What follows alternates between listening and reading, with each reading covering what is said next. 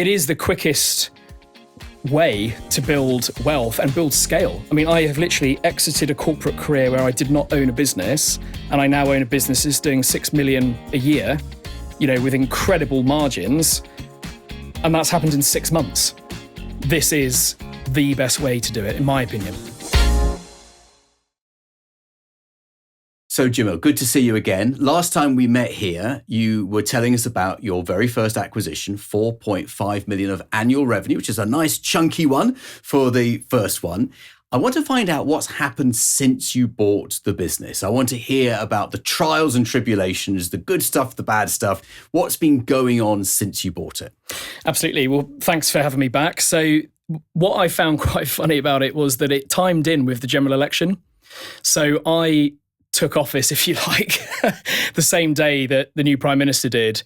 Okay. And I think it was probably a similar experience in the sense of you kind of knew what you were getting yourself into, but you didn't really know until day one. Okay. I just hope you didn't discover a black hole. That's a 22 million pound black hole. So luckily that I didn't inherit. But it was very much a case of, right, well, now you're in and the deal's done. Here's where all the skeletons really are. Yes.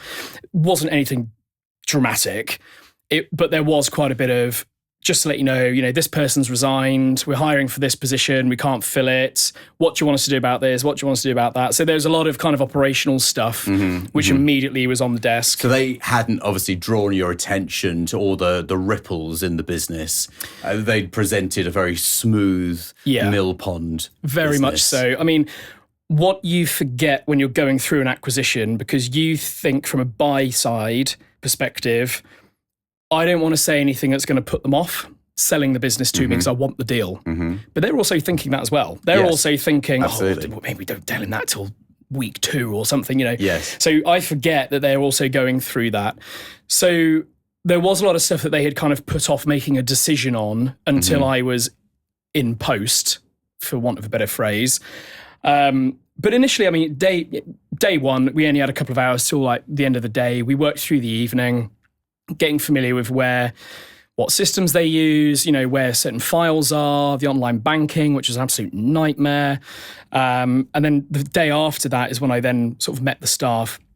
What I will say, and I think this is probably my strategy background coming out, because it had taken so long to go from heads of terms to actually getting the deal over the line, 6 months, I had already come up with a growth strategy for the business and had time to let it soak in with them, to let it really play it out with my accountant, looked at implications it would have operationally on the bottom line, like model out everything. So it wasn't just a case of, I'm waiting for this deal, I'm going to go off sailing for the week. It was a case of, right, what am I doing when I get there? What's the action plan? Who am I hiring? Let's get the org chart out for what it's like now. Is that the best org chart for what I know about the business? Go through all the financial due diligence reports. What cost can I save? I mean, things like ringing up an energy provider and figuring out if I could save money on the energy was all stuff I did before I acquired the business. So that day one, action plan, go. And I had literally broken that down throughout the 90 days that they were handing over. So I knew like critical tasks. What do I need day one? And that's obviously things like access to the banking, access to the building, like all that kind of logistical stuff. Then, the next couple of weeks then is really a current state analysis of getting under the bonnet of the business. Where is everything? How's it looking? Mapping out the processes. There is improvement here, 100%. Like the whole business needs to be improved. No use of technology at all. Processes were kind of just happened, rather than actually had been thought through. And at the end of the day, this is a manufacturing business. So it's all about time and waste.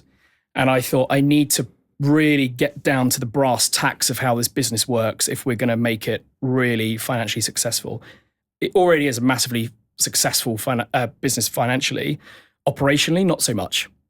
And I just thought, if it's doing this now financially with this kind of stuck together with duct tape approach to operations, if we can go in and professionalize it, bringing top tier management, look at people, process and technology and just make that as good as it can be, then we are going to easily improve the bottom line. So it was being successful despite itself, despite being managed in a very old-fashioned way without the technology. And you thought, well, look, if it's doing well like this, think how well it could do with a little bit of bringing it into the 21st century. Absolutely. I mean, I could have, as I mentioned on the previous podcast, everybody comes at this for a different reason and what they want to get out of it. For me, I did not want to just buy a business and then go off and play golf or, go and focus on a different business. This is a buy and build I'm doing. I want to give it my all so I can get maximum value at the other end. So I do put a lot of time into it. I do put everything under a microscope so that I can figure out how it works. Absolutely, I could have just said, I'll hire a general manager. That'll do. It will pay me multiple six figures a year. I don't have to worry about anything. Happy days. But those businesses eventually start to crumble away over time. And I thought we've got a fantastic asset here. It's already high margin. It's been around 30 years, debt-free, very cash flow positive. All the staff have been there for like 10, 11 years plus. This is a fantastic foundation for me to build on top of. So I saw that as my platform investment. So the buy and build now in the fire safety sector will all be done on that company. Yes. But like I say, focusing on people, processing, technology, which is where my attention is going now, it's not easy. There's a big cultural shift which needs to happen in the business. They don't use any technology at the moment. This multi-million-pound manufacturing and installation operation still happens on paper and emails. Okay. There's no sexy software that, plans all the production and has a CRM, and there's none of that. So that's part of what I'm implementing now. The organizational structure at the moment isn't really fit for the future. It's fit for now. It's not fit for the future. So there's been a lot of that. There's been some natural attrition in staff, which we've benefited from on the P&L, but obviously that impacts morale and things like that. Sure. So I've had to spend a lot of time up there, shaking hands, making sure people are happy. I've done one-to-ones with everybody in the company. We've got 45 staff and a lot of them work nationally. So I've had to find that time to have a one-to-one with them, hear their suggestions for improvement. And a lot of the same messages coming through are the same, i.e. the former owner needs to go if you're going to see any growth. Yep. Interesting. And also has a bit of a detrimental effect to the culture. So please, if this really is a fresh start, let it be a fresh start. That was one of the messages they had. The second was more operational. So you're going to need to look at how we procure, because there's loads of money to save there. We haven't shopped around for suppliers in years. The other one was just, like I mentioned, they're all on paper for the manufacturing. Yeah. So there was a lot of that. We're now 2 months in, and already we've completely moved the financial system from ClearBooks to Xero. We've removed the previous owner, who was one of the finance directors. That was his wife. So she's now left, and I've outsourced that as well. So we have an interim finance director and his bookkeeping team. With them came a lot of automation. So things just like processing supplier payments, invoices, that's all now automated. The effect that had meant that the two ladies in the office were literally twiddling their thumbs and going, well, what do we do? Everything's automated now. So that was. I do wonder sometimes whether people don't want change because it means that they wouldn't have so much to do. Exactly. But for me, it was an opportunity to repurpose those people. They're big parts of the culture. They've been there for over a decade. I didn't want to just come in and start axing people. I wanted to kind of say, well, look, what do you enjoy doing? And for one of them that was kind of the payroll clerk, now that payroll was outsourced, she wanted to get more involved in workforce planning. So I was like, well, fantastic. So what is that? Is that rotas and... Yeah. So we've got a team of 45. There's a lot of subcontractors as well that install the fire doors nationally. Okay. There's all the annual leave to manage. There's timesheets to manage. There's booking accommodation and travel and liaising with the client on all of that type of stuff. So she just handles all of that. And she's almost become like a bit of a go-to person for me because I'm not up there much. So I needed to look at repurposing the staff. That was kind of key. Find the key areas that the business needed to improve on. And the result of that, I kind of knew from our model where I wanted the P&L, what direction I wanted the P&L to be heading in once we'd made those changes. And as I mentioned to you offline earlier, we've just had our first set of management accounts for the month come out, and those results are massively showing now, which is really, really good. So you said you don't go up there much. How often have you been up there in the last 90 days? About 3 times. So it's amazing. I mean, it's hours and hours away. I do go up and stay in a hotel for a few nights. They're not fully set up for remote working yet. A couple of people use Teams, most of them don't. So we are going in that direction because that'll make life a lot easier. I can start interacting with them more. But yeah, I've only been up there sort of 3 times really. I mean, day to day, the business does run itself. And I sort of made it clear before starting this journey, I don't want to create a job for myself. Yes. I want to remove myself from day-to-day decision making and literally just focus on the strategy, on the growth. Major client accounts I'll be involved in, and that's quite common. I think that's probably a bit of a corporate thing I get. The CEOs of the big 4, will get involved in major client accounts, but they won't be anywhere near the day-to-day. So it's really been a case of I had the strategy from the get-go. Now it's a case of implementing that. There's that saying, I think it was Mike Tyson, you have a game plan until you get punched in the face or something like that. I mean, there is a bit of that as well. You're always going to get the curveball of... Sure. So there's going to be flexibility, but you have a direction of travel. Absolutely. Yeah. And having this new general manager start at the end of this month is going to be key as well. This is someone that has been through this before. So he's worked with people doing buy and builds before, knows manufacturing inside out, knows the sector inside out. So quite long in the tooth in that sense, but he has the results behind him to show that he can come into a business, find the efficiency, maximize that, and then work with me on the growth plan. So that's going to be a key sort of turning point for the business as well. That sounds absolutely fantastic. So in terms of deal sourcing, have you started again? Slowly easing myself back into it. So at the moment, I am very much kind of full-time working on the business I've just acquired. Once the new general manager starts at the end of this month, that will free me up to then go and start looking at other deals. I've started kind of putting the feelers out there, mainly just from going back to some of the brokers. Can't believe I just said that, but now that I've got the credibility of having one business under my belt. So I'm going back to some of the brokers and just saying, look, the fire door manufacturer we spoke about last year, I've just acquired a fire door manufacturer down the road. Can you just give me an update on where they're at? Yeah, because going to a business broker for your first acquisition is never going to get you a good deal because they know way more about it than you do. You've got to prove yourself. You haven't got the credibility. They want proof of funds, all those things. As soon as you own a business in that sector, you've got all the credibility. They're not asking for proof of funds. They are selling to you. You are no longer selling to them. Exactly. Yeah. You've got that instant credibility. And I think especially if the business is the same size or slightly smaller than the one you've got. I mean, there is one out there that I've just had the IM and the accounts through for, which is doing 10.8 of revenue. And it's only down the road from where ours is. So it would be a fantastic synergy opportunity there on a number of different levels. I'm not going to get too carried away because I think we have a massive opportunity organically with the business. I'm not going to rely on organic growth for the buy and build or for this this opportunity I'm working on. I'm not going to rely on just going out there and finding new opportunities, although they are coming.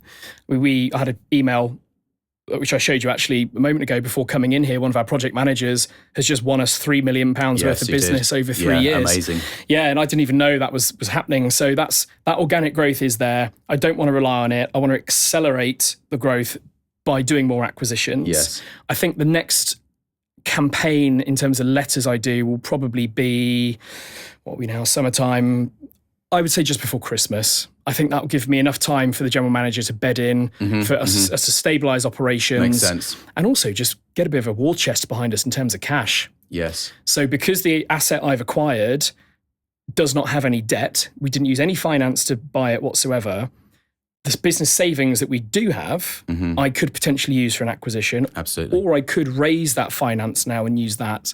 So I want to see what position we're in towards Christmas so I know what kind of size business we'd be able to go after. But I definitely want to do an acquisition next year. But it will need to be sizable. It'll need to move the needle for the group. So we're talking kind of 5 mil revenue plus. And over the last 90 days of ownership, what has been the toughest part for you? I think avoiding getting drawn into the day-to-day Mm-hmm. because it is so easy to do. It is. You will always get asked, because the staff aren't sure on the kind of parameters of decision-making. Who do I go to? Especially with us, the previous owner is still a minority shareholder, I think about 14.5%. So he is still there day to day. He's on a day rate. And we do need him, to run the operations until the general manager starts. So there is a bit of unsurety with staff as to, well, who do I go to with that? Who do I go to with this? If it's a P&L decision, let's say it's a new hire or they have to buy a piece of equipment that's in the thousands, I want to be brought in on that decision because I want to check the P&L before we say yes.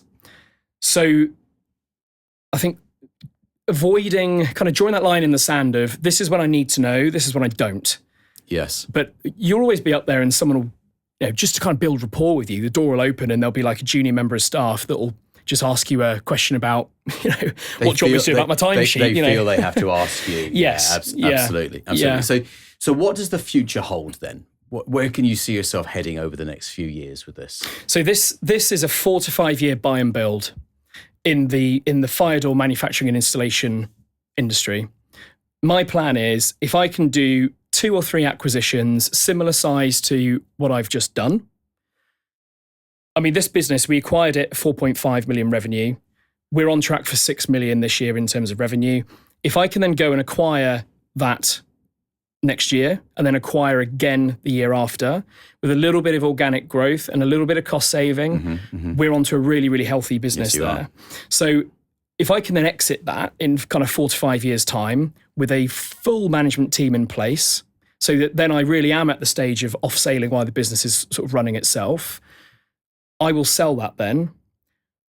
What I may do, if I can find a private equity partner to sell it to, is sell a majority stake, keep a minority stake, and then build it again at the second time round with them. Yes. But in this, if we were to go and do that, we wouldn't be playing in the 7-figure territory, we'd be playing in the 8-figure territory. Yes.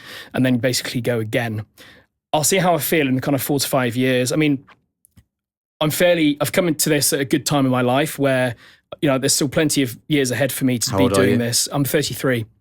So I've got plenty of time ahead. So frustrating. There's actually a growing number of minority private equity investors. Yes. So they'll buy 20, 25, 30% from you, which allows you to de-risk financially. So you can take some money off the table. But they also put money in for growth as well. Yes. Now, the benefit of that is that you've still got a majority ownership. You've taken money off the table in obviously in the millions. Yeah. Plus, they will engineer the exit to someone else. Yes. And private equity selling to private equity is a lot easier than an individual selling to private equity. Absolutely. As you would know from your corporate understanding. So that could be an option as well. I've got some good contacts in that area. That's fantastic. Yeah. I mean, that's definitely the direction I'm going in, because I do want to kind of rinse, recycle, repeat with this whole approach in kind of 4 to 5 year blocks. So, this industry is fantastic for the reasons I mentioned on the previous podcast. Once I've exited, if I'm going again with private equity, amazing. But if I decide to have a complete clean exit, I'll have a little break and I'll go and do this again in a different industry. I mean, there is... With huge amounts of credibility behind you, raising finance would be so much easier. People will be queuing up because you've proven that you can do it. Absolutely. And I think the way to look at this is, from an investment point of view, what are your options in terms of investing? You can put money in cash savings. Right now, you're lucky if you get 4.5%. You can buy buy-to-let properties. I mean, I'm all for having a diverse portfolio. I have that. But really, if you get a 6, 7, 8% yield, you're doing well. If you put your money into an S&P Index 500 fund, you'd be lucky if you get an annualized return of 8 to 10% over 20 years. If you go and do this, especially if you get to a position where you're not using any of your own capital, the returns are massive. I mean, private equity has gone through such a boom, since the 80s, and even more so over the last 5 years, because the returns are completely unmatched. It's why there's so much money pouring into private equity from pension funds and sovereign wealth, because they have proven, obviously at a larger scale to what we're discussing, but they have proven that buy and build is just the only way to go if you want outsized returns. And the biggest transfer of wealth is about to happen over the next 25 years. I read an article before coming here that said there's 5.5 trillion in the UK alone, $68 trillion globally in terms of wealth that's going to be transferred over the next 25 years. So think of all those businesses out there where there is no succession plan. They probably won't sell. They will just dissolve them. Children might not have them, or those people might not have children. So all that wealth is just going to dissipate. Yes. So the opportunity is massive. So I'm about to start a new mastermind program. And I always ask my guests, look, you've been on the program, you've seen the benefits of it. What would you say to that business owner who's thinking of growing via acquisition? What's their return on investment in terms of financial, in terms of personal development, in terms of business growth? What would you say to that business owner who's thinking about joining a mastermind, but just needs that final push to get over the line? It is the quickest way to build wealth and build scale. I mean, I have literally exited a corporate career where I did not own a business, and I now own a business that's doing 6 million a year, with incredible margins. And that's happened in 6 months. This is the best way to do it, in my opinion. Jamil, thank you for joining me again. Pleasure. And I will see you at the next Mastermind event. See you then. Thank you very much.